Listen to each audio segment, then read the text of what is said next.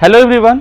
तो आज हम नंबर सिस्टम यानी कि हिंदी में उसको क्या कहते हैं, संख्या पद्धति। ठीक है, तो संख्या पद्धति के बारे में जानेंगे। ठीक है, लेकिन देखिए संख्या पद्धति तो हमें यहाँ तो संख्या के बारे में पढ़ना है। ठीक है, तो हम लोग आज शुरुआत से एकदम जीरो से शुरू करते हैं, जीरो से एडवांस की ओर। ठीक है, एकदम बेसिक बातें करते हैं। तो देखिए किसी संख्या को लिखने के लिए क्या संख्या को लिखने के लिए सबसे पहले अंक की जरूरत पड़ेगी। ठीक है, सबसे पहले अंक चाहिए। तो अंक कितने हैं? अंक सिर्फ 10 ही अंक है, जो कि है 0, 1, 2, 3, 4, 5, 6, 7, 8, 9। ठीक है, इतना ही है, 0 से 9 है, इतना ही हमारा अंक है। और इसी 10 अंक से मिलके संख्या बनाती है।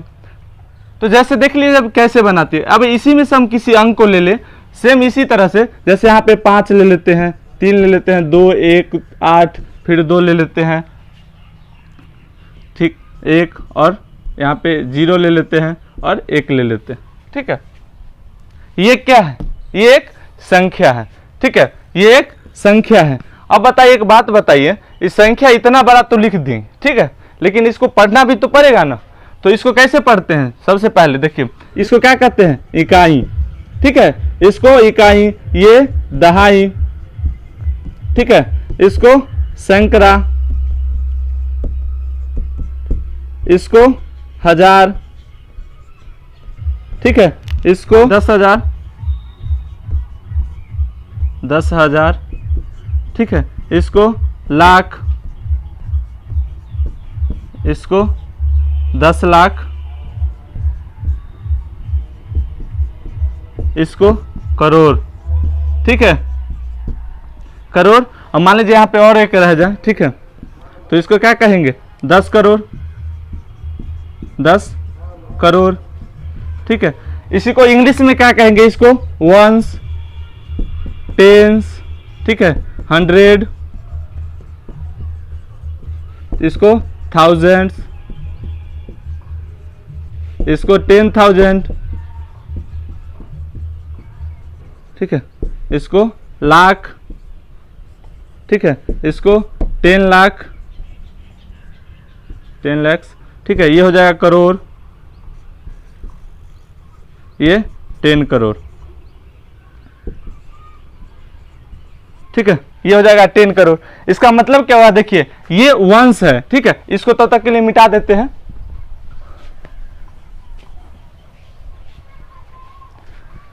इसको क्या देखिए, ये क्या है? ये यहाँ पे इकाई है, मतलब एक है इकाई। ये देखिए दहाई है, मतलब इसका कितना? 10वां स्थान है ना जी, 10। इसका सैकड़ा, यानी कि हम यहाँ पे 10 का पावर 2 लिख दे, 10 का पावर 2। इसी तरह से ये 10 का पावर 3, ये 10 का पावर 4, 10 का पावर 5, 10 का पावर 6, 10 का पावर 7, ठीक है, और ये 10 का पावर 8 हो जाएगा।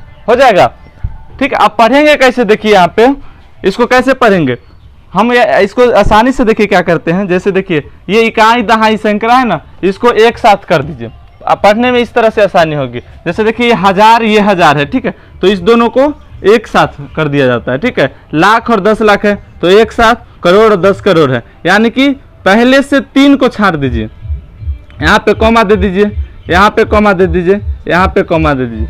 इसलिए देते हैं ताकि हम लोग को पढ़ने में आसानी होती है। अब देखिए क्या है, इसको कैसे पढ़ेंगे? करोड़ है ना जी, तो इसको तो यानी कि 15 करोड़, ठीक है, 15 करोड़ 32 लाख, ठीक है, 18,201। इसी तरह से पढ़ते हैं।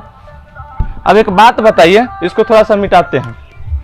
इसी नंबर को देखिए, अब इसको क्या करेंगे? जैसे देखिए अब यहाँ पे जैसे कि देखिए 8 है, तो आपको करना क्या? अब इसका ये इस स्थान पे है तो इसका तो कोई अपना वैल्यू होगा। ठीक है, जैसे यहाँ पे क्या लिखे थे? ये 1 है, ये 10 है, ये 10 का पावर 2 है, 10 का पावर 3 है, 10 का पावर 4 है, 10 का पावर 5, 10 का पावर 6, 10 का पावर 7, 10 का पावर 8। ठीक है, इसी तरह से था। तो अब देखिए जैसे ये 8 है, 8 है, तो इस स्थान पे तो इस स्थान का तो कुछ वैल्यू होगा ना जी। ठीक है, इस स्थान पे तो इसका अपना कुछ वैल्यू होगा, इसका अपना होगा, इसका अपना होगा। जैसे यहाँ पे देखिए 1 है, तो ये 1 इसका कुछ वैल्यू होगा, और ये भी 1 है तो इसका भी कुछ अपना वैल्यू होगा। ठीक है, तो इस 1 का जैसे मान लीजिए इस 1 का स्थान का वैल्यू क्या होगा? ये 1 ही रहेगा, लेकिन ये 0 है तो 0 का क्या होगा, 2 0 होगा ना। देखिए 10वां स्थान पे, हालांकि 0 1 लिखिए, 2 लिखिए, 3 लिखिए, उससे कुछ फर्क नहीं पड़ता है, 0 0 होता है, इसलिए हम एक ही 0 हम लोग लिखते हैं, ठीक है। जैसे ये 8 है तो 8 का इस स्थान का क्या मान है, इसका क्या वैल्यू है, यहाँ पे 8 है, और देखिए इसके आगे 1 2 3 अंक है ना, तो 3 0, यानी कि 1000वां स्थान है, इसका क्या है, 1000 है। देखिए 10 का पावर कितना, 3 है, तो जितना है उसका पावर उतना 0 डाल देंगे, ठीक है। जैसे 1 है तो 1 है तो 1 का देखिए कितना, 10 का पावर 4 है, और इस तरह से देखिए भी इकाई दहाई सैकड़ा हजार 10,000, यानी कि इस 1 का कितना भाई मान है, माने कि 10,000वां मान है, ठीक है। तो इसको ऐसे कर देते हैं, ठीक है। 2 का भी है कुछ अपना मान होगा, ठीक है। तो 2 का क्या होगा, 2, इस पे 5 0, ठीक है। इसका भी होगा, ठीक है, इसका भी है, ठीक है। तो इसका कितना होगा, जैसे कि यहाँ 5 है तो 5 लिख के 1, ठीक है। 7 है तो 7 0 डाल देंगे, 1 2 3 4 5 6 7, ठीक है, ठीक है। इसका भी अपना है 2 3 4 5 6 7 8। देखिए अब एक तो यहाँ पे भी है और यहाँ पे भी, लेकिन देखिए दोनों का मान अलग अलग है। एक ये मान है जो अकेला एक ही है, ठीक है। ये एक तो यहाँ भी है और यहाँ भी है, लेकिन ये एक क्या है, अकेला यहाँ पे है, और इस एक का भी वैल्यू देखिए ये कितना है, 10 करोड़ है, और ये 1 है। तो यही जो स्थान का अपना अपना जो मान है, ठीक है, हर स्थान का अपना अपना मान है, उसको क्या कहते हैं, स्थानीय मान कहते हैं, ठीक है। स्थानीय मान, स्थानीय मान, ठीक है। इसको इंग्लिश में क्या कहते हैं, प्लेस वैल्यू, ठीक है। इंग्लिश में प्लेस वैल्यू कहते हैं। हर अंक का अपना अपने जो स्थान पे है इस संख्या में, उसका अपना अपना कुछ मान है, उसको क्या कहते हैं, स्थानीय मान कहते हैं। लेकिन एक बात बताइए, जैसा ये 1 लिखा हुआ है, जैसा ये 1 लिखा हुआ है, वैसा भी तो ये 1 ही है, ठीक है। तो इसका क्या है, जो एक फेस है, ठीक है, इसका जो फेस वैल्यू होगा जातीय मान होगा, ठीक है। दूसरा क्या होता है, जातीय मान, जातीय मान, इसको इंग्लिश में कहते हैं फेस वैल्यू, फेस वैल्यू, ठीक है। इंग्लिश में फेस वैल्यू कहते हैं। मतलब फेस वैल्यू से इतना समझ लीजिए कि वो हमेशा से कहीं पे भी रहे, वो जैसा है वैसा ही रहेगा, ठीक है, जैसा वैसा ही रहेगा। जैसे मान लीजिए कि हम लोग जब पढ़ते हैं तो क्या कहते हैं, क्लास में सभी स्टूडेंट रहते हैं, सभी विद्यार्थी रहते हैं, उसमें से एक मॉनिटर बन जाता है, ठीक है। लेकिन जब मॉनिटर बन जाता है वो, तो क्या करता है, उसका क्या चेहरा बदल थोड़े जाता है, चेहरा थोड़ी बदलता है, चेहरा तो वही रहता है, मतलब फेस वही रहता है। तो वो विद्यार्थी रहे, क्लास में पढ़ रहा था नॉर्मल बच्चों की तरह, तो भी वो वही था, लेकिन जब वो मॉनिटर बन गया तो वो भी वही है, ठीक है। इसलिए फेस वैल्यू क्या बराबर रहता है। लेकिन अब देखिए जो पढ़ रहा है उसके तुलना में क्या जो मॉनिटर बन गया, उसका स्थान जो बना मॉनिटर का एक है, वो कुछ बदला, ठीक है। तो यानी कि स्थानीय मान है वो बदलता है, ठीक है, अपने स्थान के अनुसार, ठीक है, अपने स्थान के अनुसार उसका सबका अपना अपना मान होता है, उसी को हम क्या स्थानीय मान कहते हैं, ठीक है।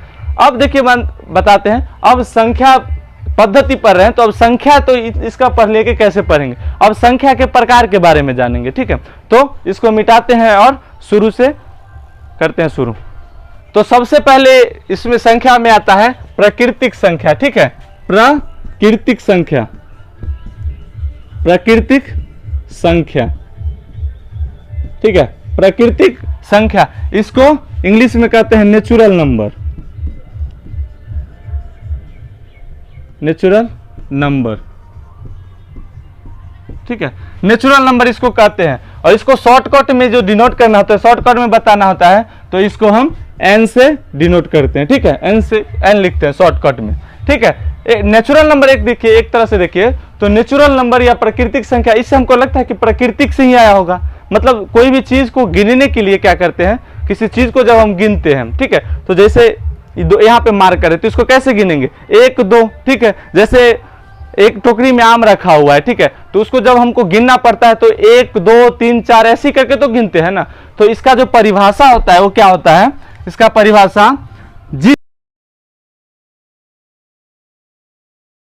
मतलब जिस संख्या से किसी वस्तु की गणना की जाती है उसे क्या कहते हैं, प्राकृतिक संख्या कहते हैं। ठीक है, जैसे इसका उदाहरण क्या हो जाएगा, किसी संख्या को एक से ही गिनते हैं। ठीक है, 1 2 3 4 5 6 7, कहां तक, अनंत तक।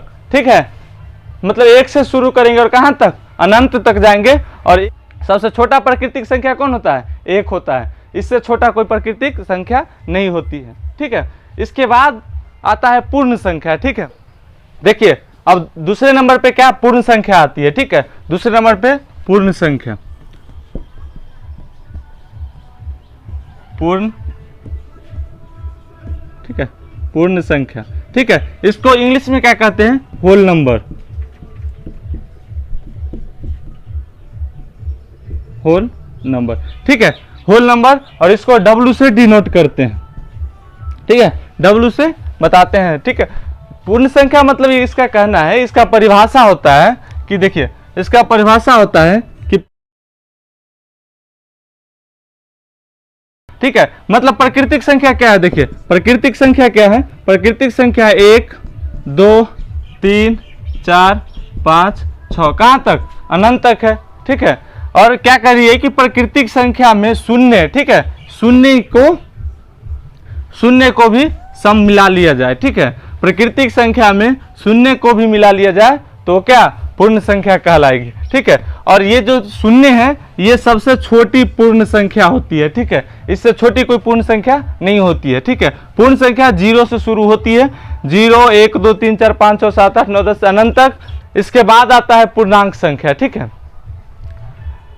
इसके बाद तीसरे नंबर पे है पूर्णांक संख्या, पूर्णांक संख्या।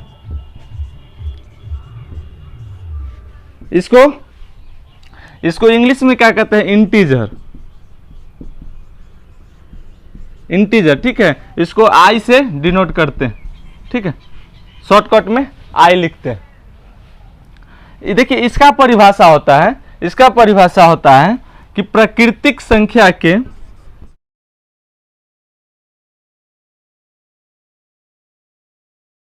मतलब प्राकृतिक संख्या में उनकी ऋणात्मक संख्याएं को और शून्य को सम्मिलित कर लिया जाए तो क्या कहलाती है, वो पूर्णांक संख्या कहलाती है। तो देखिए प्राकृतिक संख्या कौन है, इसको समझने के लिए देखिए करते हैं। जैसे प्राकृतिक संख्या क्या है, प्राकृतिक संख्या 1 2 3 4 5। ठीक है, अब इसका ऋणात्मक, ऋणात्मक मतलब इंग्लिश में इसको क्या है, निगेटिव कहते हैं। ठीक है, निगेटिव मतलब ये तो पॉजिटिव है ना, इसी को निगेटिव क्या कहते हैं, ये -1 -2 -3 आ जाएगा तो ये ऋणात्मक हो गया। ठीक है, तो इसका क्या हो जाएगा उदाहरण, जैसे देखिए अनंत से लेकर के कहां तक, अनंत से लेकर के जैसे -5 हो जाएगा। ठीक है, -4 -3 -2। ठीक है, ऋणात्मक है, ऋणात्मक 5 ऋणात्मक 4 ऋणात्मक 3 ऋणात्मक 2। ठीक है, ऋणात्मक 1।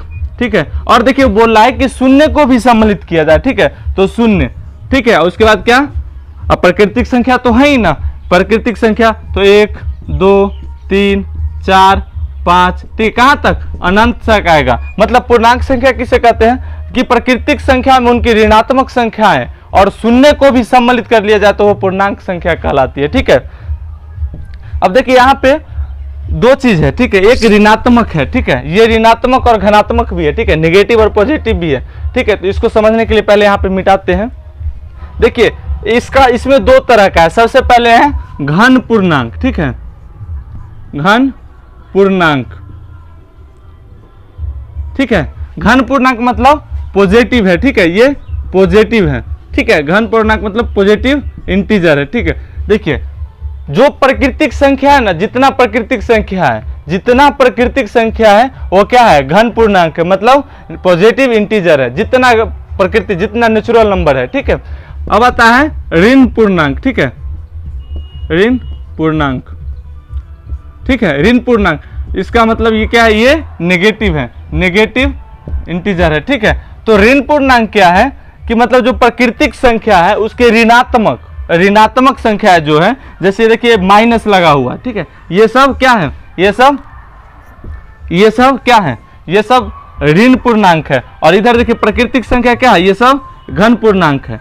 ठीक है, अब देखिए 0 बच गया तो जीरो ना तो ये ऋण होता है, ना तो ये नेगेटिव होता है, ना पॉजिटिव होता है, ठीक है, ना ये ऋण पूर्णांक होता है और ना ही ये घन पूर्णांक होता है, ठीक है। अब यहाँ पे हमने क्या सीखा कि घन पूर्णांक मतलब जितना प्राकृतिक संख्या उस सबको क्या कहते हैं, घन पूर्णांक कहते हैं, और जो प्राकृतिक संख्या के जो ऋणात्मक है, ठीक है, मतलब जीरो से इधर, अब देखिए जीरो से जितना इधर बढ़ेंगे ना ऋणात्मक की ओर, जीरो से उतना वो छोटा होता है, ठीक है। अब यहाँ पे एक चीज सीखते हैं, सम, यहाँ पे सीखते हैं कि सम संख्या, ठीक है, सम संख्या मतलब सम संख्या, इसको इंग्लिश में क्या कहते हैं, इवन नंबर, इसको इंग्लिश में नंबर, ठीक है, इंग्लिश में क्या कहते हैं, इवन नंबर। तो सम संख्या किसे कहते हैं, जो नंबर मतलब दो से मतलब पूर्ण रूप से विभाजित हो जाए, ठीक है, उसको क्या कहते हैं, सम संख्या कहते हैं। जैसे यहाँ पे अगर कोई नंबर ले 8 7 6 5 4, ठीक है, तो ये देखिए दो से विभाजित हो जाएगा, ठीक है।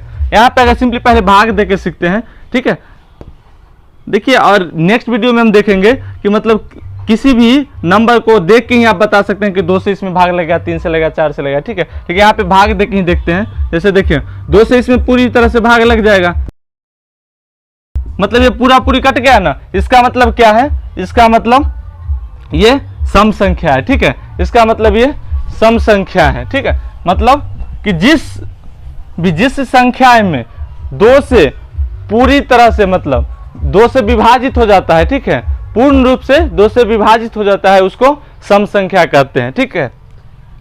और जो होता है विषम संख्या, ठीक है, विषम संख्या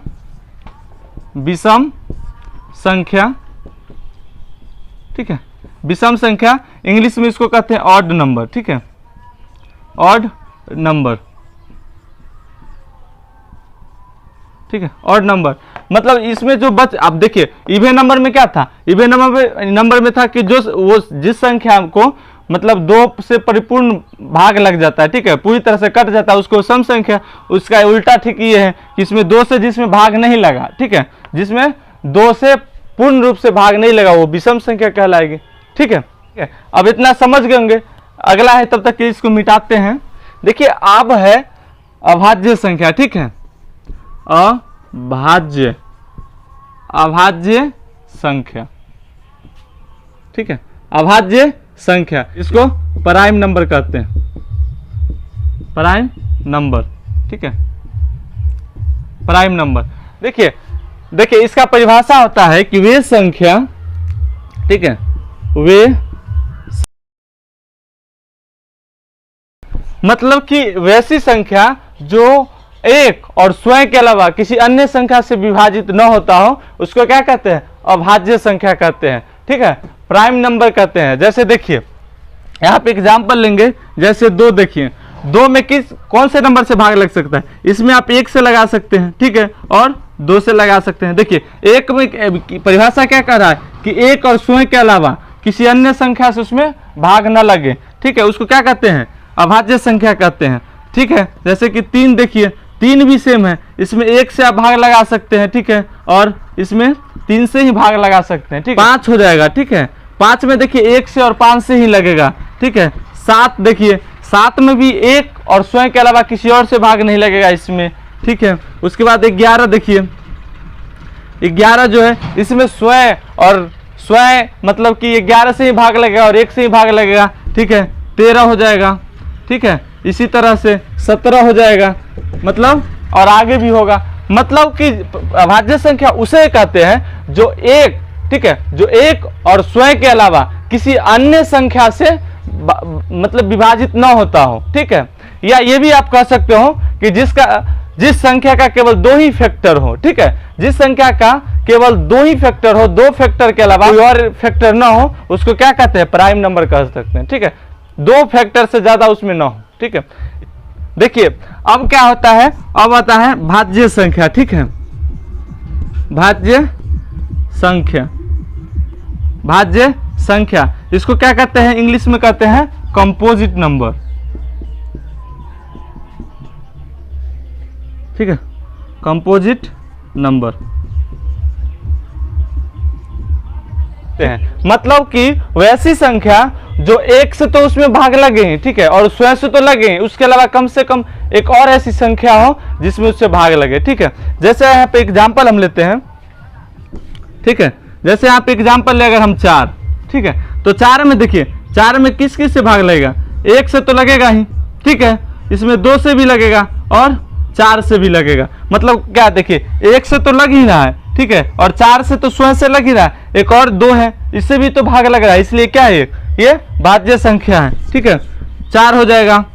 6 देखिए 6 में किस किस नंबर से भाग लगेगा, देखिए 6 में यहाँ पे 1 से लगेगा, ठीक है, देखिए 2 से लगेगा और 3 से लगेगा, 6 से लगेगा, ठीक है। मतलब देखिए 1 से तो लग रहा है भाग, और यहाँ पे 6 स्वयं से भी लग रहा है, उसके अलावा 2 और है, ठीक है, इसलिए भाज्य संख्या है। मतलब कि मतलब 1 और स्वयं से तो भाग लगे ही, उसके अलावा कम से कम एक और उसका फैक्टर हो, ठीक है, एक और उसका फैक्टर हो, मतलब कि कम से कम देखिए 3 फैक्टर होना चाहिए, कम से कम 3 फैक्टर, अगर यहाँ पे हम कह सकते हैं कि कम से कम 3 फैक्टर हो, ठीक है, उसको क्या कहते हैं, भाज्य संख्या कहते हैं। जैसे 4 हो जाएगा, 6 हो गया, ठीक है, यहाँ पे 8 हो जाएगा, 9 हो जाएगा, 10 हो जाएगा, 12 हो जाएगा, ठीक है, यहाँ पे 14 हो जाएगा, कहाँ तक और आगे तक जितना हो जाए, ठीक है।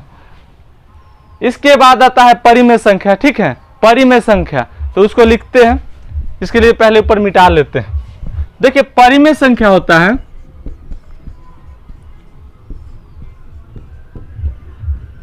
ठीक है, परिमेय संख्या, ठीक है, इसको कहते हैं रेशनल नंबर, ठीक है, इसको कहते हैं रेशनल नंबर, ठीक है, इसको कहते हैं रेशनल नंबर। इसका परिभाषा होता है कि वे संख्या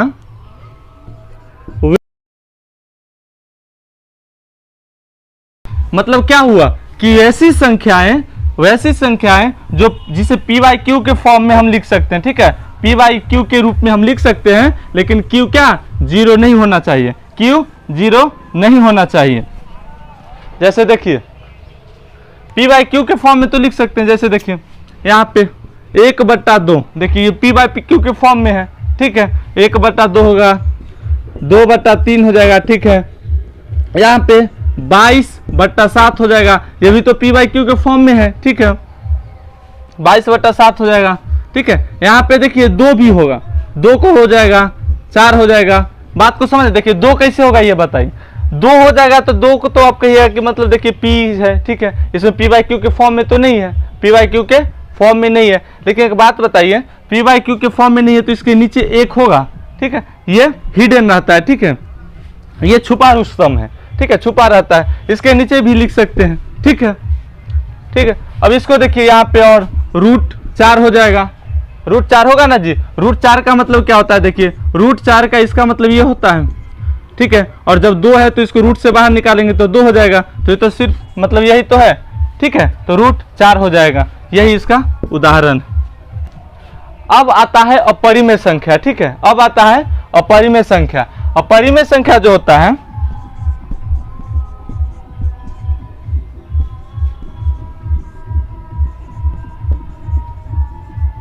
अपरिमेय संख्या, ठीक है, और ये है अपरिमेय संख्या, मतलब इरेशनल नंबर, ठीक है, इरेशनल नंबर,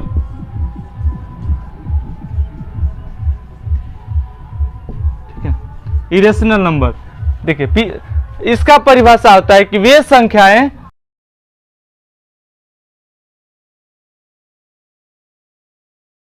वैसी संख्याएं जिसे पी वाई क्यू के रूप में हम नहीं व्यक्त कर सकते हैं, उसे क्या कहते हैं, उसे अपरिमेय संख्या कहते हैं। जैसे देखिए √2 हो जाएगा, √2 को हम पी वाई क्यू के फॉर्म में लिख सकते हैं, नहीं लिख सकते हैं, ठीक है, √3 को नहीं लिख सकते हैं, ठीक है, √5 को नहीं लिख सकते हैं, तो ये सब क्या है, एक अपरिमेय संख्या है, ठीक है।